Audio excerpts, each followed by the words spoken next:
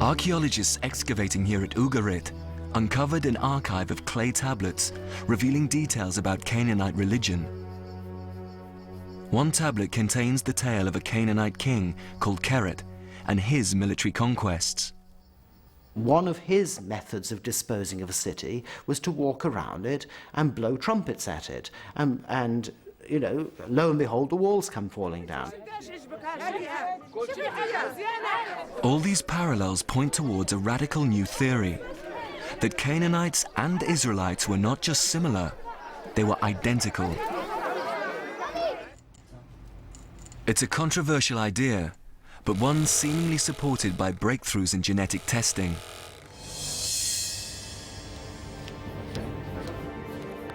Cultural anthropologist Yossi Nagar has been studying ancient Canaanite skeletons.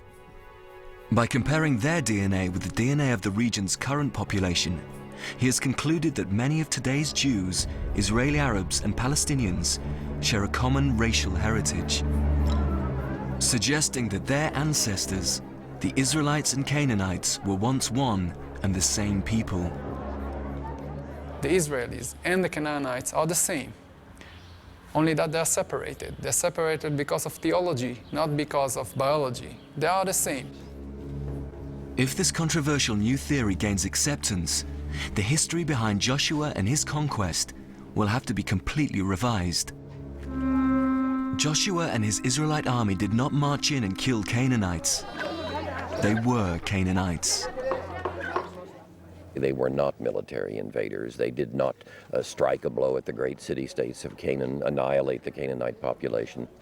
I think most of us believe that the Israelites had been largely Canaanites, perhaps peasant farmers who were thrown off their land by their Canaanite overlords, people escaping the collapsing Canaanite city-states, fleeing from conscription, from taxes, finding a foothold somewhere in the highland frontier, which was sparsely occupied. If this is what happened, the origin of early Israel is not what is portrayed in the Bible. No miraculous battles, no military conquest, no mass infiltration. Just a group of Canaanite peasants and nomads resettling the hills of what they would later call their promised land. But if the story of Joshua and the Battle of Jericho is, at heart, a product of the imagination of Hebrew scribes, how did they get so many of their geographical, military, and historical details right? One explanation is that the arrival in Canaan was the experience not of all Israelites, but a handful of Hebrew people. In my judgment, the stories came to be told by a small group who had made their way across the desert, who entered Canaan in some way or another, who had been involved in conflicts with Canaanites. And when they came to write their story hundreds of years later, they told their story as though it were the story of all Israelites. But in fact, most Israelites had never been in Egypt. In writing that story, its authors seem to have embellished it with other elements. Canaanite myths like Keret, dramatic memories of catastrophic death and destruction, and detailed knowledge of ancient Jericho. My guess is they drew on a number of separate traditions which come together. They put them together. You have the recognition that Jericho is a place of seismic activity, and therefore the walls kept falling down. There may also have been a historical character, and we might as well call him Joshua, otherwise we'd have to invent somebody with the same name. You put all these ingredients together, and you have the story of Joshua capturing Jericho. Here, at last, we begin to glimpse the reality behind the story of Joshua and the Battle of Jericho.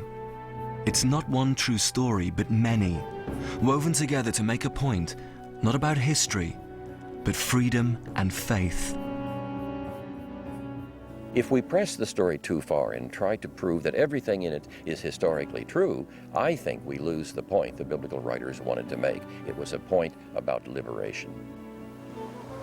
The liberation of a people who had nothing going for them whatsoever, but became in time a mighty nation. And I think the story can be read still in that way, metaphorically. A story about a new land, a new beginning, a new way of viewing human destiny. Perhaps this is the legacy and tragedy of Joshua's battle at Jericho. That one man's liberation is another man's oppression. That a fictional battle became a real and terrible conflict.